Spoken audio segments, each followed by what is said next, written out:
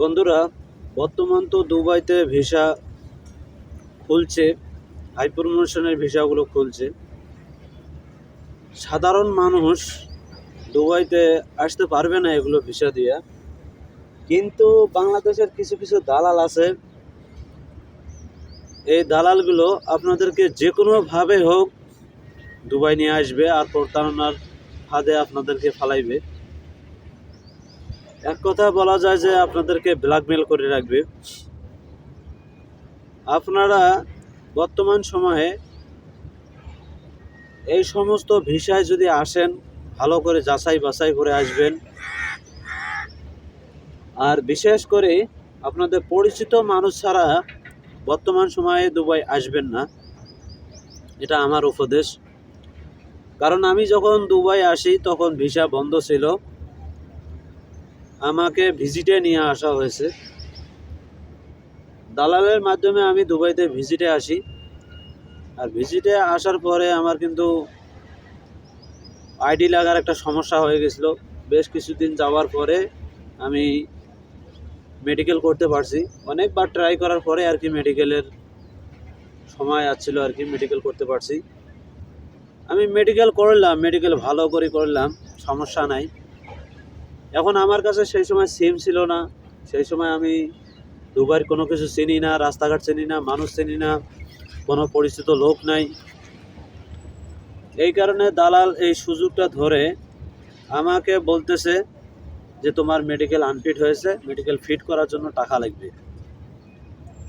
আমি আবার ভাবলাম যে মেডিকেল তো আমি ভালো করে দিলাম, বাংলাদেশে কয়েকবার আমি মেডিকেল করছি, আমার মেডিকেলে তো কোনো সমস্যা নাই, কিন্তু এখানে কেন আমার মেডিকেলে আনফিট হবে? আমি দালালকে জিজ্ঞাসা করলাম যে তাহলে কত টাকা লাগতে পারে? কয় মেডিকেল ফিট করার জন্য 2000 টাকা লাগবে, মানে দুবাই 2000 দিরহাম লাগবে আর কি। 2000 দিরহাম মানে অনেক টাকা। আমি চিন্তায় পড়ে গেলাম, প্রায় 70,000 টাকার মতো লাগে আর কি, 60-70,000 টাকা। একে এইদিকে 4 লাখ টাকা খরচ করে দুবাই আইছি, অনেক ঋণ ধাক্কা করে। তারপরে এখানে আসি আবার 2 লাখ টাকা যদি 60-70,000 টাকা যদি দেই, আবার একটা ঋণ করতে হবে। বাড়িতে এমন পর্যায়ে টাকা নেই, গরু বছর যা আছে সব বিক্রি করা সারা। তখন আমি বললাম যে ঠিক আছে, আমি বাড়িতে কথা বলিয়া আপনাকে আমি জানাবো। এর মাঝে কিছু একটা আমি একটু সময় পাইলাম। মানে আমাকে দালাল আইতে বলছিল, পরদিন সকালে আমি নিজে গেলাম যে ওই যেখানে আমি মেডিকেল করছি, জায়গাটা ঠিক রকম চিনি না, আফসা আফসা মনে করেন মনে পড়ে। প্রথমবার গেছি এক জায়গায়, কি আর মনে পড়বে, অনেক দূরের রাস্তা। এটা তো বাংলাদেশ না যে আবার মানুষের জিজ্ঞাসা করে ফিরে আসবো। সে সময় আমি দুবাইয়ের ভাষাও বুঝি না, হিন্দি বুঝি না, আরবি বুঝি না, ইংলিশ বুঝি না, সব দিক দিয়ে আর কি আমি ধরা।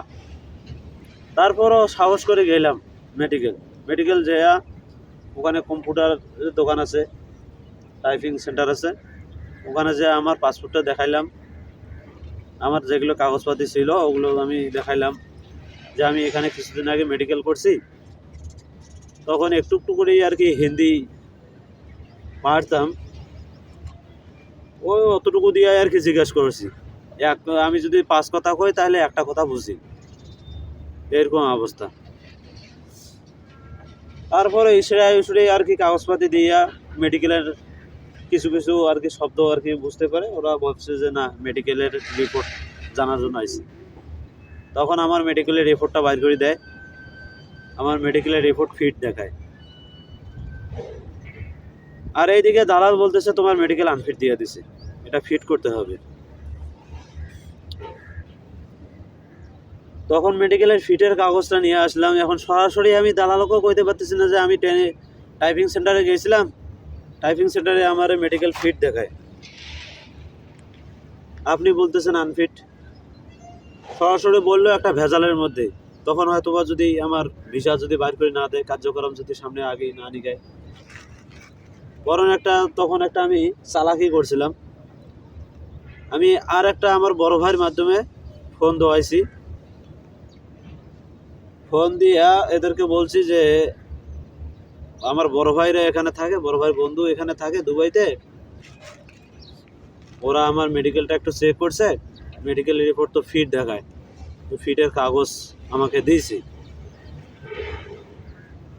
তখন এই চালাকিটা করার পরে দালাল তখন আমাকে বলতেছে যে এটা হয়তোবা কম্পিউটারের সমস্যা হয়েছে, অথবা এটা যারা ইয়া করছে অন্য একজনকার রিপোর্ট দিছে।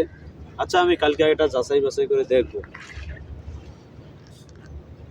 তখন আমার দালালের চেহারার প্রতি আমি দেখলাম পুরা অন্ধকার, দালালের চেহারার মধ্যে মানে আলো তো দূরের কথা, পুরা অন্ধকার, একদম আমাদের মন খারাপ করছে দালাল।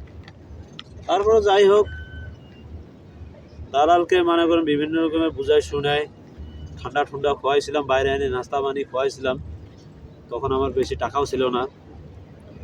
তারপর দালালকে বিভিন্ন কথা বলার পরে আমি ভাইলে দালালের কাছ থেকে আইডিটা কোনো রকম করে বানাই নিয়েছি। এরপরে বহুত ইতিহাস। যাই হোক, এগুলো আপনাদেরকে আস্তে আস্তে আমি বলবো। আপনারা আন্দাজি কোনো দালালের মাধ্যমে বিদেশ আসবেন না। দুবাই হোক, আরও সৌদি হোক, অন্য রাষ্ট্র হোক, অন্য কোনো দালালের মাধ্যমে আসবেন না, নাহলে আপনারা অনেক বিপদের মধ্যে পড়বেন। পরিচিত দালালের মাধ্যমে আসবেন এবং যাচাই বাছাই করে আসবেন, বেশি একটা টাকা পয়সা দিবেন না, এটাই হলো কথা। সবাই ভালো থাকবেন, সুস্থ থাকবেন, সবাইকে ধন্যবাদ।